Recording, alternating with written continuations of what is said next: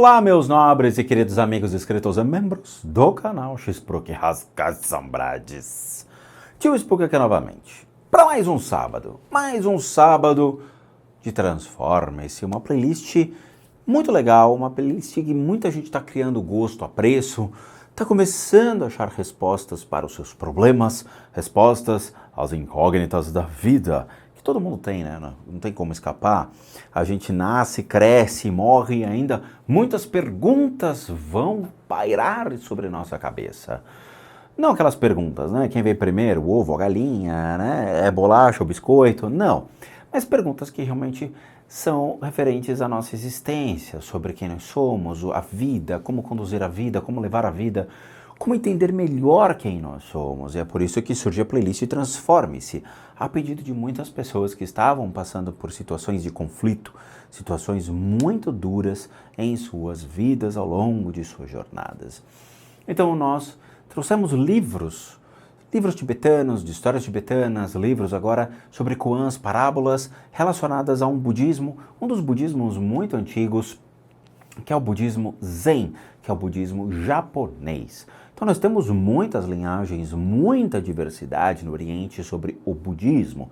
Então existe o budismo Mahayana, Theravada, Vajrayana, existe o budismo tailandês, o budismo o vietnamita, existe o budismo chinês, o japonês. Então nós temos diversas ramificações dentro desses conceitos.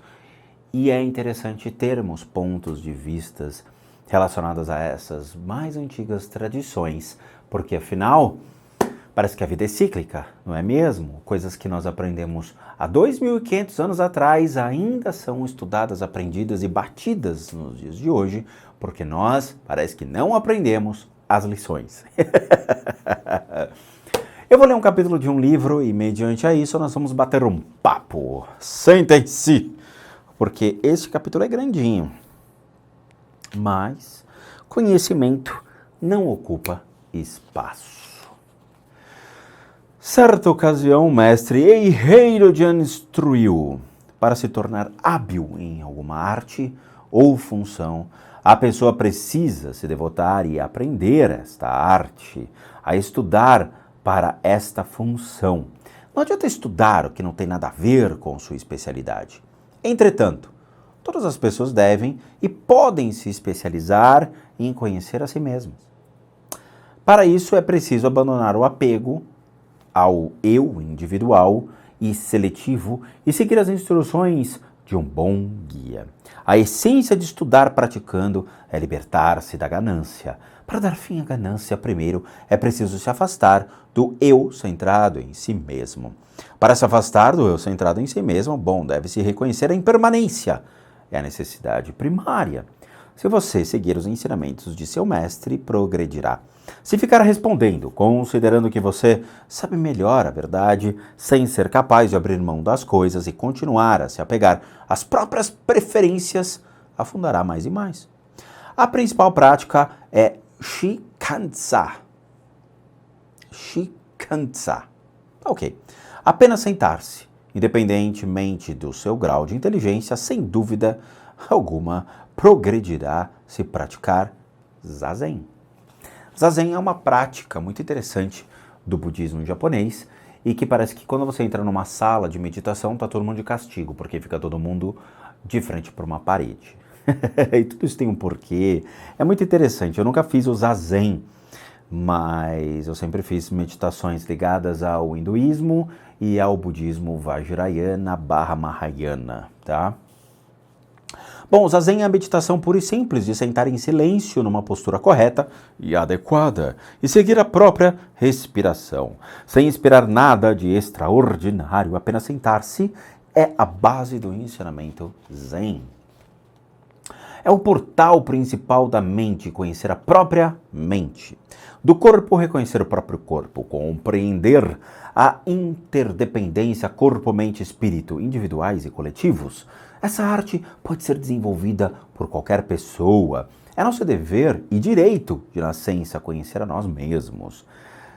Mas, na verdade, as pessoas só vão se conhecer no leito de morte, por incrível que pareça. Quando olha para trás e fala, o que eu fiz da minha vida?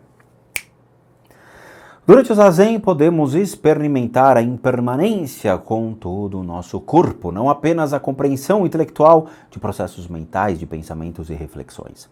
A impermanência é um dos fatores principais do budismo tibetano. Por quê? Porque tudo na vida é um processo de, vamos dizer assim, construção e destruição. As coisas, elas têm um tempo de vida, as coisas quebram, as coisas morrem, as coisas se reciclam, o planeta se recria. Tudo é impermanente, nada dura para sempre. Você pode amar o seu marido hoje e amanhã você fala, cara, eu odeio meu marido. É uma impermanência, é a questão do se apegar e se desapegar, a questão do eu amo, não amo, gosto, não gosto, quero, não quero. A mente, ela é impermanente.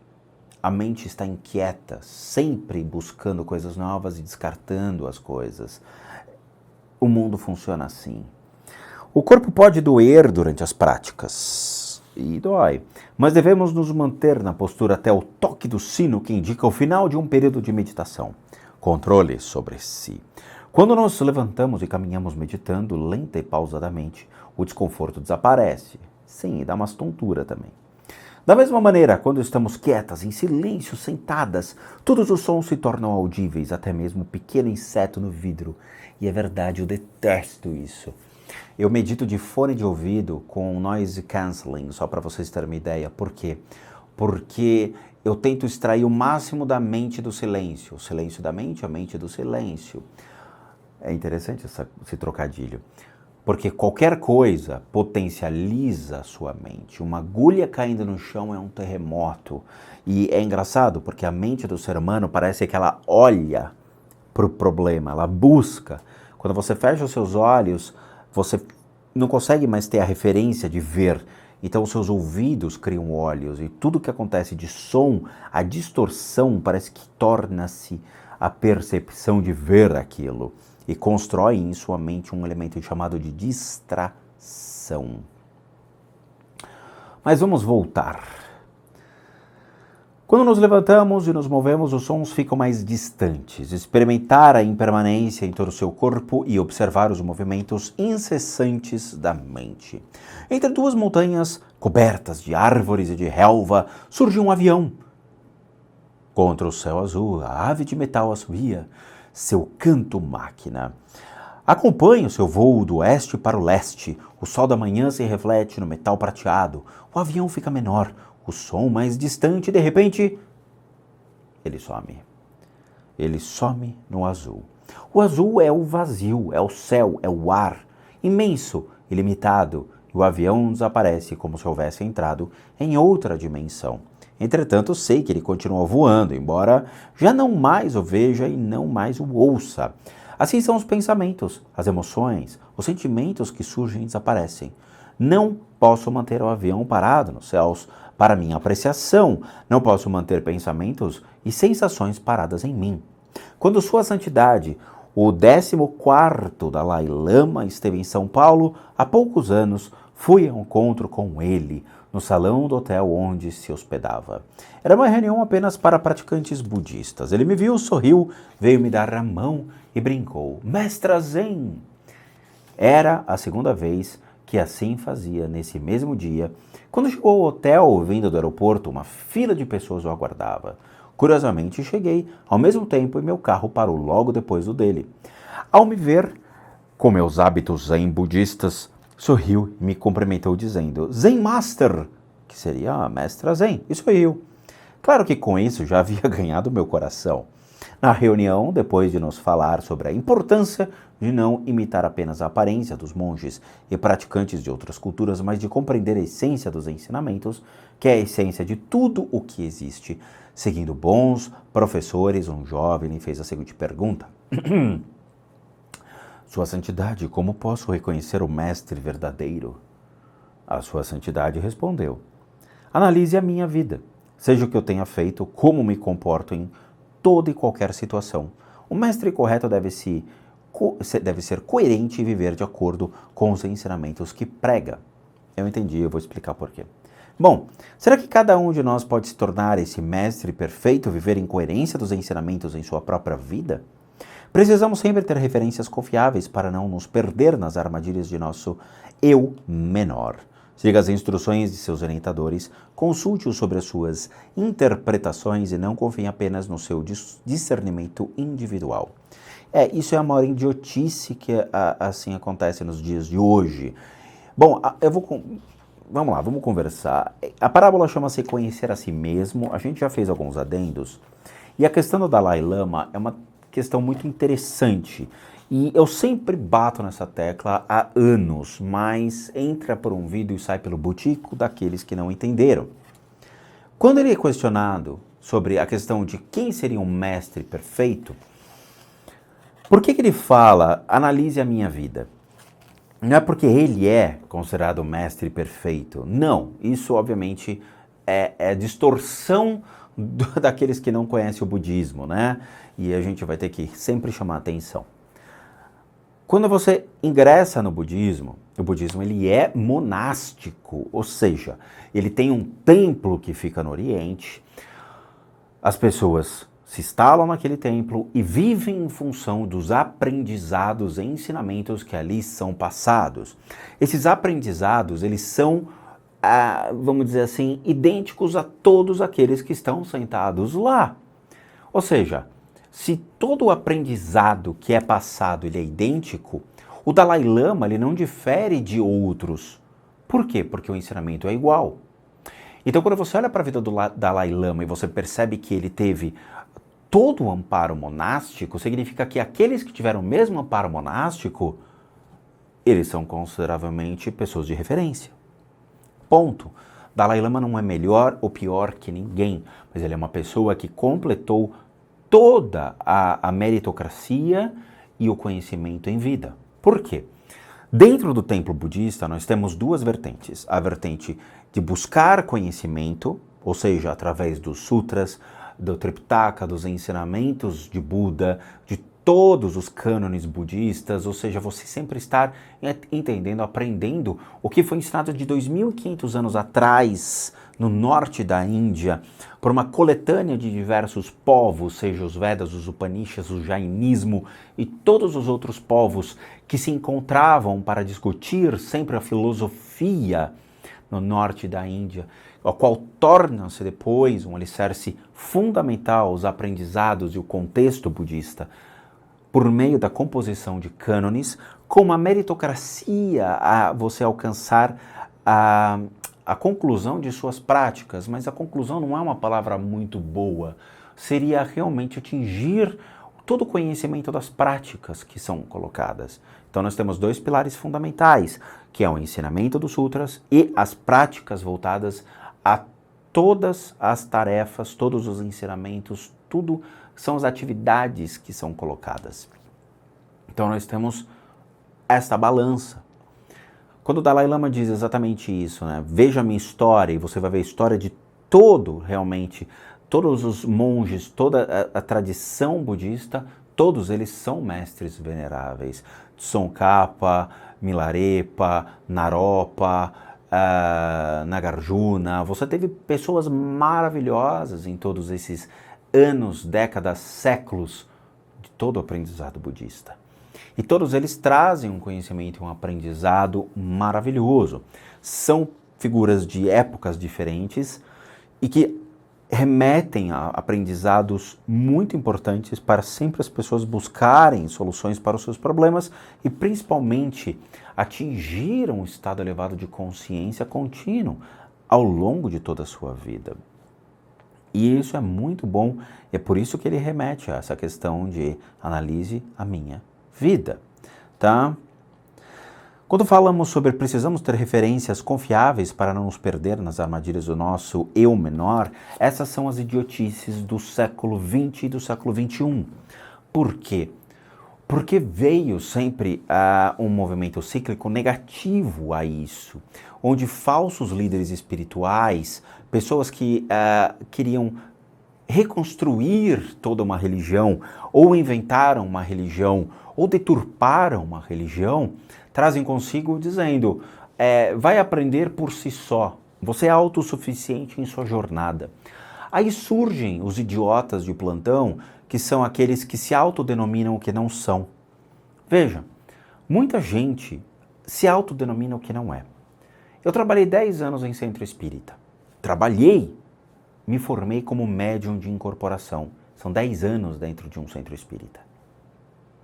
Muito bem, saí desse contexto, deixei minha mediunidade no centro espírita e fui buscar amparo em outras técnicas. Eu me licenciei internacionalmente em um instituto ao qual realmente eu fui testado como clarividente. Eu recebi um certificado internacional de clarividente. Eu não me autodenominei um clarividente, eu me certifiquei como clarividente. Porque eu passei por testes, provas e avaliações que realmente me colocaram como um destaque dentro daqueles que estavam fazendo todo o processo de aprendizado e de meritocracia. Eu tive o aprendizado e peguei todo esse aprendizado e voltei ao contexto de colocar na prática para alcançar uma meritocracia. E a minha meritocracia foi alcançada me destacando daqueles que estavam galgando degraus. Hoje nós temos, infelizmente, uma leva de pessoas, ou seja, uma geração de pessoas que se autodenominam o que elas não são. Elas se colocam títulos, elas se autodenominam e pior, elas acham que sabem o que estão falando ou acham que sabem como fazer as coisas. E esse achismo é a idiotice do século XXI. As religiões estão perdendo todo o conhecimento, estão se deturpando na mão desta nova linhagem, desse novo ciclo de pessoas que estão profanando esses ensinamentos. Veja, a teologia hoje, ela está sendo colocada no lixo. E eu vou falar por quê. A Dani vai me matar, a Dani é teóloga formada. Nós temos umas faculdades de teologia espalhadas pelo Brasil. Em suma, Metodista, Mackenzie e outras faculdades. É como se fosse direito, administração, economia e teologia. As igrejas estão formando pseudo-teólogos, os quais deturpam em sua maioria os ensinamentos bíblicos e colocam coisas que não são reais. Quando você faz teologia, você entende o conceito de quem foi Jesus dentro de um conceito social, político e econômico, de uma sociedade, de uma época. Mas as pessoas deturpam esse ensinamento, colocando que tudo é o diabo, tudo é o demônio, que você tem que dar o dízimo e blá, blá, blá. As crianças de 12, 13, 14, 15 anos escutam essas idiotices e propagam essas idiotices. Ao invés delas serem incentivadas a estudar teologia dentro de universidades ou fazerem cursos com teólogos reais, que são formados em teologia para entenderem os preceitos bíblicos e realmente o Velho Testamento, o Novo Testamento, as diferenças que são colocadas, quem foi o Deus bíblico, dentre outras, a propagação da deturpação da religião é algo assustador. Tem gente que se coloca como, não, eu vou juntar o cristianismo com o judaísmo e vou criar uma nova vertente. For the love of my bigodes, como diriam. Isso não existe. São religiões completamente diferentes. São épocas diferentes de religiões. O Velho Testamento versus o Novo Testamento. O povo hebreu passando para o povo judeu e depois o surgimento de Jesus, o qual cria o mártir do cristianismo. Não pode. Isso raramente a gente vê dentro do budismo, porque o budismo é muito forte dentro desses ensinamentos e o próprio Siddhartha Gautama, que foi o marco fundamental do budismo, ele falava, você pode não gostar de mim, mas não deturpe meus ensinamentos, isso eu nunca vou permitir. Por isso que se mantém ainda muito forte essa tradição de quem os únicos que podem ensinar e passar esses conhecimentos são os lamas, mas ninguém.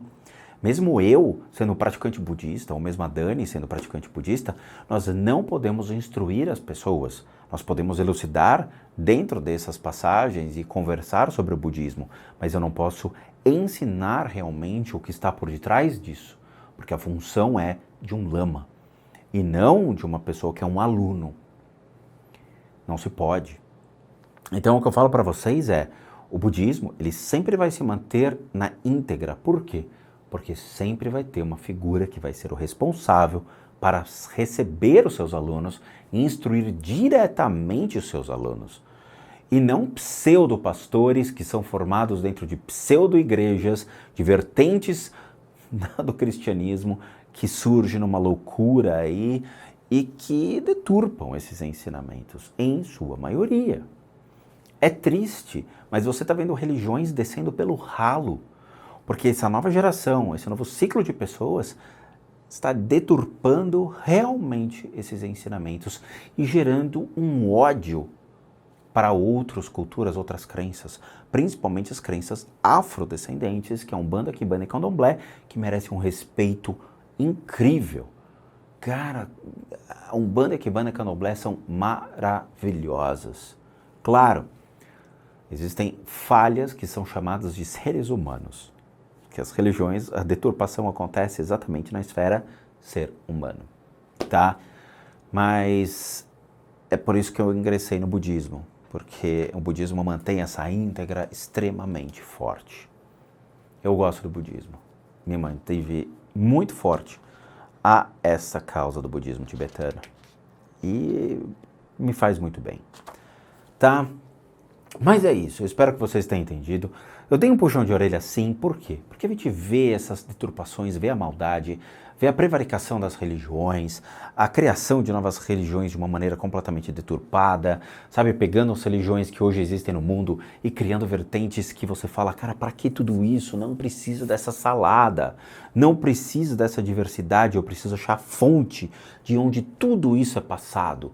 Porque ali traz realmente a verdade, ali traz aquilo que é o marco zero de tudo.